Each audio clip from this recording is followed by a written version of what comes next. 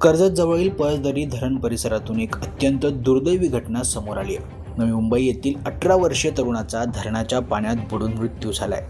मिळालेल्या माहितीनुसार आर्यन थापर असं मृत तरुणाचं नाव असून तो नवी मुंबईतील घनसोळी भागात राहत होता. आर्यन हा भारतीय विद्यापीठात BBA प्रथम वर्षाचा विद्यार्थी होता.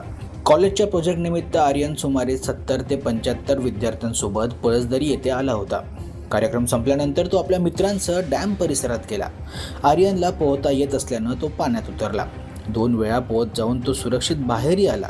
मात्र तिसऱ्यांदा पाण्यात उतरल्यानंतर तो अचानक खोल पाण्यात गडप झाला.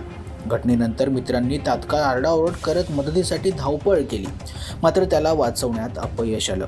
घटनेची माहिती मिळताच कर्जत पोलीस ठाण्याचे कर्मचारी आणि खोपोली येथील हेल्प फाउंडेशनची रेस्क्यू टीम घटनास्थळी दाखल झाली. रात्री उशिरापर्यंत शोध मोहीम सुरू होती. मात्र अंधारामुळे ती थांबवावी लागली. आज सकाळी पुन्हा शोध मोहीम सुरू करण्यात आली आणि अखेर आर्यनचा मृतदेह धरणातून बाहेर काढण्यात आला.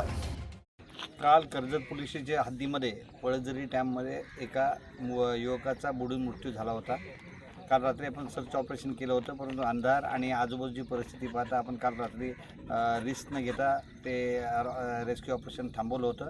आज सकाळी पुन्हा 6 वाजता मी पुन्हा रेकी करायला सुरुवात केली आणि बऱ्याच प्रयत्नांती त्या युवकाचे अर्थात आर्यन थापर नावाच्या 19 वर्षाच्या युवकाचे शव शोधण्यात आम्हाला यश आलं म्हणायला हरकत नाही. परंतु ही अशी दुर्घटना या ठिकाणी का घडते याचं कारण या ठिकाणची भौगोलिक परिस्थिती येणाऱ्या नवागतांना माहीत नसते आणि त्या कारणे या ठिकाणी बरेच मृत्यूचे प्रसंग होतात. या ठिकाणी आपल्या पोलीस पाटील आहेत आणि या ठिकाणचे स्थानिक आहेत, त्यांनी सांगितले की असे प्रसंग पुन्हा पुन्हा घडू नयेत म्हणून ते प्रयत्न करत असतात. परंतु पर्यटक किंबहुना ही यंग जनरेशन जे आहे ते त्यांच्या आव्हानाला प्रतिसाद देत नाही, त्यामुळे अशी घटना घडत असतात.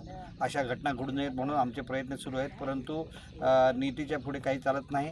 त्या कारणे आज ही मृत्यूची घटना घडलेली आहे. या ठिकाणी स्थानिकांसह सर्वांनी आपल्याला मदत केली त्याबद्दल धन्यवाद. अशी पुन्हा घटना घडू नये. या घटनेनंतर परिसरात हळहळ व्यक्त केली जाते. अनोळखी ठिकाणी पाण्याची खोली आणि परिस्थितीची माहिती नसताना पाण्यात उतरणं जीवघेणं ठरू शकतं.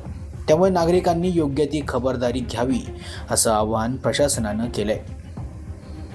मल्हार पवार, महाराष्ट्र न्यूज 24.